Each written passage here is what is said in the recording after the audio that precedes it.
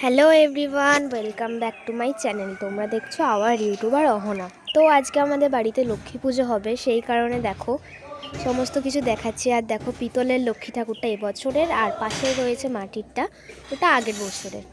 তো দেখো যেখানে ঠাকুরটা রয়েছে ওইখানে দেখাচ্ছি তোমাদের যে কেমন আলপনা দেওয়া হয়েছে বা কেমন সাজিয়েছে সেটাই।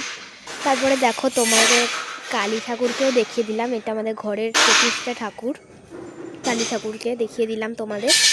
তারপরে দেখো ফল দেখালাম, তারপরে যা যা লাগে সামগ্রী লক্ষ্মী পুজো করার জন্য সেইগুলো দেখালাম। মা পাশে আনাজ ধুইছে, নারকোল দেখিয়ে দিলাম, আমি কোড়াবো নিজে সেই কারণে আগে দিয়েই দেখিয়ে দিচ্ছি এটা তোমাদের।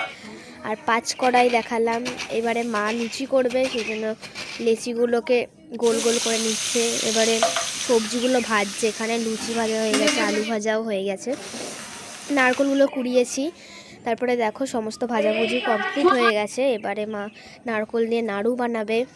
এবারে আমার দিদি এখন দেখো ফলটা কেটে নিচ্ছে, ঠাকুরকে তো দিতে হবে ফল, সেই কারণে ফলগুলো কেটে নিচ্ছে। পুরোটা প্রায় কমপ্লিট হয়ে গেছে ফল কাটাও। তো ওটা হয়ে যাওয়ার পরে দেখো তোমাদের দেখাচ্ছি যে পুরো সব কিছু কাজ হয়ে যাওয়ার পর কেমন লাগছে। ঠাকুরের ফল সব কিছুই কাটা হয়ে গেছে।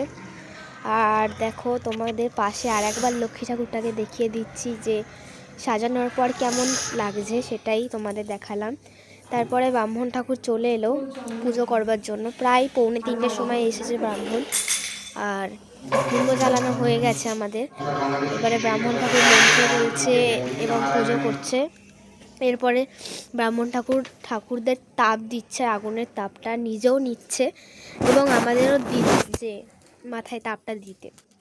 তো ওটা হয়ে যাওয়ার পর আবার আর এক রকমের তাপ দিচ্ছে, ওটা আমার মা আবার শাঁখ বাজাচ্ছে। তো দেখো আমার ভিডিও তোমাদের কেমন লাগছে, ভালো লাগলে like, comment, share and subscribe.